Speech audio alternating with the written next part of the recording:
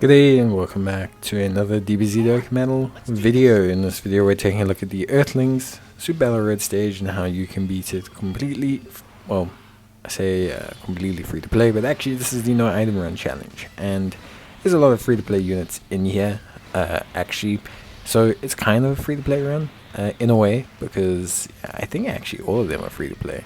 You've got the physical Earthlings, the Krillin, you've got the World Tournament Jackie Chun, you've got the World Tournament Hercule. In fact, I do believe this entire team is free to play. Yeah, so, but it's the item run that we're focusing on here.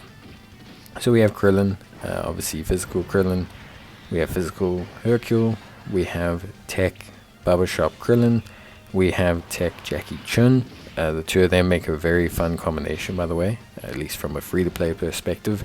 Yeah, the term fun is a bit debatable. But yeah, we also have the Int LR Jackie Chun. We're using a friend Int Yamcha for the leader skill, as well as also the ability to use his active skill. His active skill is really something that's quite helpful. So yeah, something very, very good. And then we have the physical LR Master Roshi. So pretty straightforward team build actually. How it's going to work is physical LR Master Roshi. It's just going to kind of float around next to Krillin, do a lot of really, really good work. So stunning, sealing, lots of really fantastic stuff from that perspective. Then we're also going to have Krillin himself, a really, really good unit. Lots of critting, stunning as well. Like lots of really, really good stunning capabilities, a really strong unit, just a very, very powerful, good unit to kind of incorporate into the team. His EZA was excellent, so it just kind of made him really function really, really well. And yeah, just made him really good. Then we have the Int LR Jackie Chun. This is a World Tournament unit, so technically I don't classify them as free to play, although a lot of people do.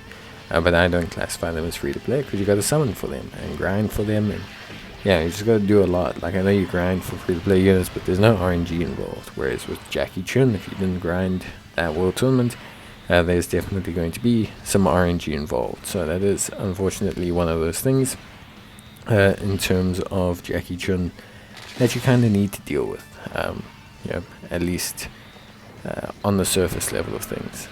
Besides that, though, I do think, for me, team is pretty good. Obviously, we got the tech Jackie Chun. Now, he's really good with Krillin because of two things. Krillin fills out his World Tournament requirement and actually his Turtle School requirement.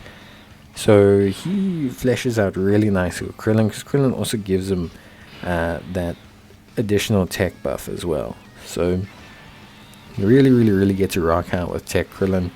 They actually have a really incredibly strong kind of pairing, and they're actually really a lot of fun to run together. They have decent link set, they just are pretty good.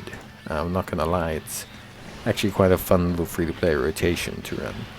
And then we have the physical Hercule. Physical Hercule, just a really nice free-to-play unit. A little bit RNG when it comes to like results, especially when it comes to like damage and things like that, but overall a nice unit, bit of utility, good defensively, and yeah, just in general the kind of unit that's nice to kind of have floating around and fleshing out a team more than anything. Just really helps with kind of functionality, fleshing out the team, and just doing a lot. Like I think a lot of the times people can mistake, people always want units to do big flashy things. But I think units that do a lot of really good smaller things, like physical Hercule, are also very much units that are necessary in Dokkan. But yeah, overall this team does really, really well. Int Yamcha, obviously a lead for Earthlings as well, really good. Int Yamcha and his active skill will just come in with some very crucial damage. The goal here, ideally, is to have Krillin get stuns with his 12 key. That's kind of like the main goal. And then you just can clean up shop from there. If that fails, obviously you want to look to get the stun or the seal with Master Roshi. Jackie Chun also has sealing, so that also tends to help as well. I believe Hercule also provides stunning and sealing, so there's a lot of control, which I think is what makes this run so interesting from an Earthlings perspective. You have a lot of seals, a lot of stuns, just a lot, realistically speaking. you just have a lot of tools, especially in the SBR sense, because as you guys should know, hopefully, SBRs are possible to stun and seal and debuff, and these units bring a lot of that to the table, which tends to make them really nice options for these stages. Not saying that they dominate them or anything, but they do.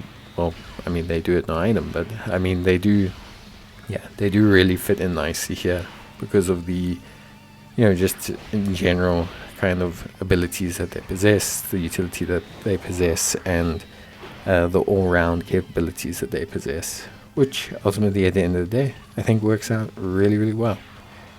But yeah, the team, good stuff. Honestly speaking, in terms of like summonable units, I actually don't think there's a lot of great summonable Earthling units. You have Yajirobe. You have Yajirobe as a unit. You have Inti, definitely all of them.